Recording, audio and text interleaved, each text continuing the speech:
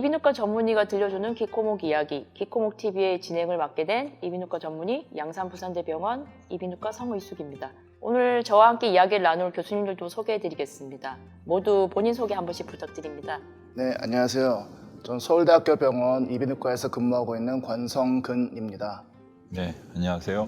저는 울산의대 서울아산병원 이비인후과에서 근무하고 있는 이윤세입니다. 나와주셔서 감사합니다, 교수님. 처음 사회자라는 걸 맡다 보니 너무 긴장돼가지고 오늘 주제와 관련된 증상이 나타날 뻔할 것 같습니다.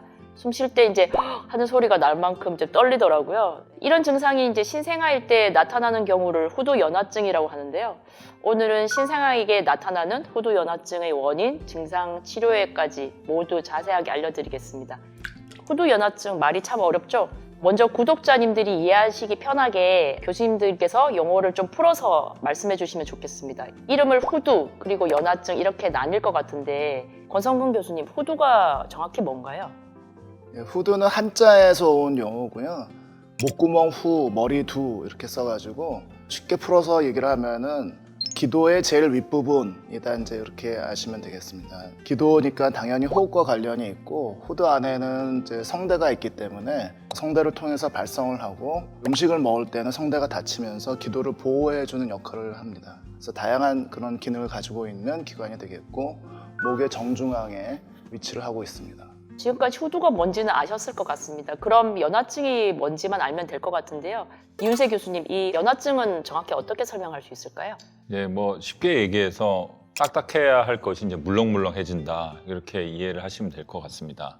그럼 결론적으로 후두 연화증 합해서 이제 후두가 물렁물렁해진다는 거라고 생각할 수 있을 것 같은데 후두 연화증은 이제 선천성 후두 기형 중에 가장 많은 질환이고요. 유아의 천면 중에 가장 흔한 원인이다 이렇게 보충해 볼 수 있을 것 같습니다. 그럼 후두 연화증 자체가 목 전체가 물렁물렁해지는 질환이구나 이렇게 오해하실 수 있을 것 같습니다. 권성훈 교수님, 후두의 어떤 부분이 연화가 되는 건지 자세히 설명해 주시겠습니까? 후두에서도 제일 윗부분이 좁아지는 현상인데요. 저희가 이제 숨을 들이쉴 때 흉곽이 팽창을 하면서 폐 안쪽에 이제 음압이 걸리면서 바람이 들어가게 되는데요. 그 음압을 버티지 못하고 후두의 제일 위에 있는 부분이 빨려 들어가는 현상이 후두연화증이 되겠습니다. 이런 애들은 이제 공통적으로 피열 후두계 주름이라는 부분이 짧아져 있어서 그 부분이 기도를 더 좁게 만들기 때문에 숨을 쉬기가 힘들어질 수 있습니다. 후두의 어떤 부분에 문제가 생겨서 후두연화증이 생기는지 잘 이해하셨으리라고 생각합니다. 이윤세 교수님, 후두연화증은 선천적인 원인이 크지 않습니까?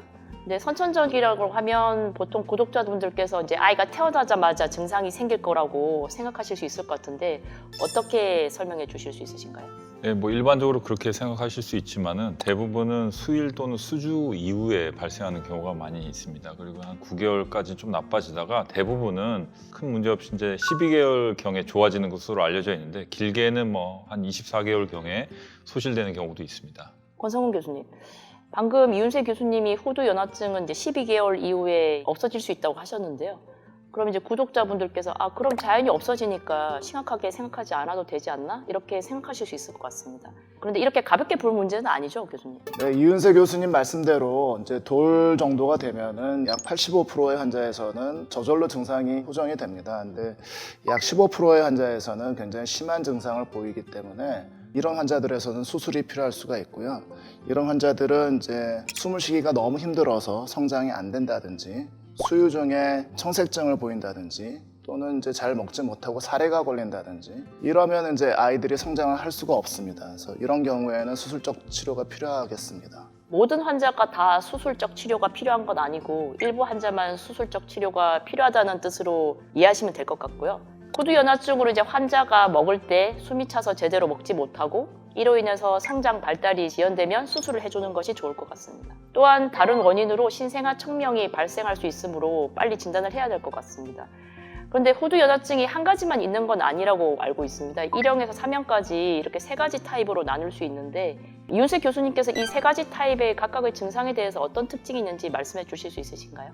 네, 후두 내시경 특징에 따라서 이제 세 가지 타입으로 나눌 수 있는데요. 아까 권성훈 교수님께서 말씀하셨듯이 이제 후두의 제일 윗부분, 후두 덮개, 후두개라고 그러고요. 그 뒤쪽에 피열 연골이 있고 그 사이에 이제 주름이 있습니다. 위치에 따라 어디가 좁아지냐에 따라서 좀 차이가 있는데 일형은 이제 숨 쉴 때 기도가 열려야 되는데 이제 뒤쪽 부분에 피열 연골 부분에 점막이 이제 좀 남아서 너무 약해서 이렇게 안으로 말려 들어가는 경우고 이형은 이제 후두개가 좁게 말리고 피열 후두개 아까 말씀드린 그 사이에 있는 주름이 짧은 경우를 말합니다. 그래서 전반적으로 좀 앞뒤 폭이 좀 좁은 거죠. 그리고 3형은 그 후두를 덮고 있는 후두개 전체가 숨 쉴 때마다 이렇게 뒤로 넘어가서 빨려 들어가는 타입이 되겠습니다.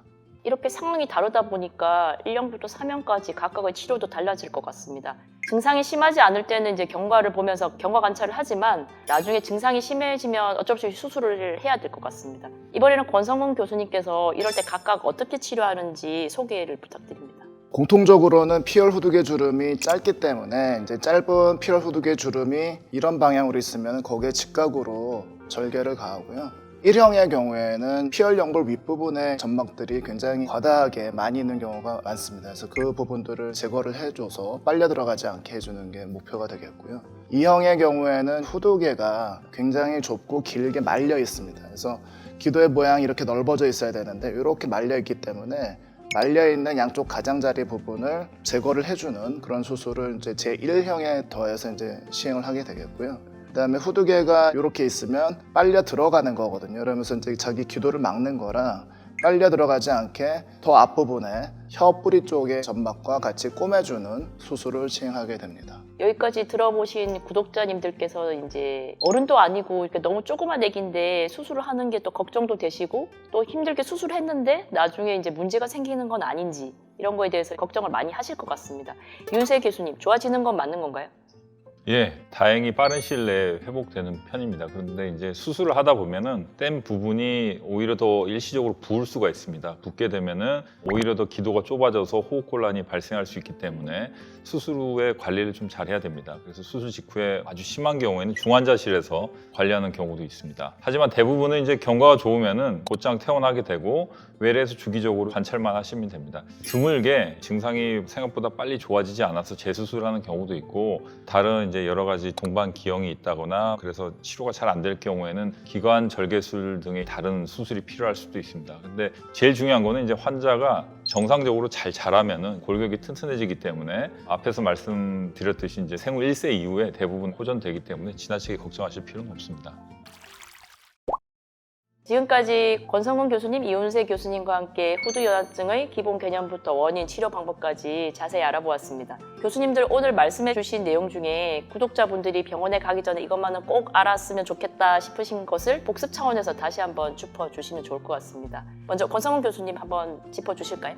네, 신생아 천명이란 것이 후두연화증이 가장 흔한 원인이긴 한데 다른 원인들도 꽤 있습니다. 그래서 반드시 이제 상급 종합병원의 이비인후과에 방문을 하셔서 후두연화증이 맞는지 일단 확인을 하시는 게 좋을 것 같고요. 후두연화증이라고 무조건 다 수술하는 건 아니지만 아이가 이제 성장하는 경과를 잘 봐서 성장이 어렵고 호흡이 힘들어지고 이러면 수술이 필요할 수 있는 질환이다. 이렇게 이해를 하시면 좋겠습니다. 예, 좋은 조언 감사합니다. 그럼 이윤세 교수님께서는 어떤 점을 강조하고 싶으신가요? 아까 권성훈 교수님께서 말씀하신 거와 거의 비슷한데요. 후두연화증이 생기면 이제 지속적으로 숨이 차고 잘 먹지 못하게 되고 잘 먹지 못하면 성장이 늦어지고 성장이 늦어지면 연화증이 이제 개선되지 않아서 지속적으로 숨이 차게 되는 그런 악순환이 반복되거든요.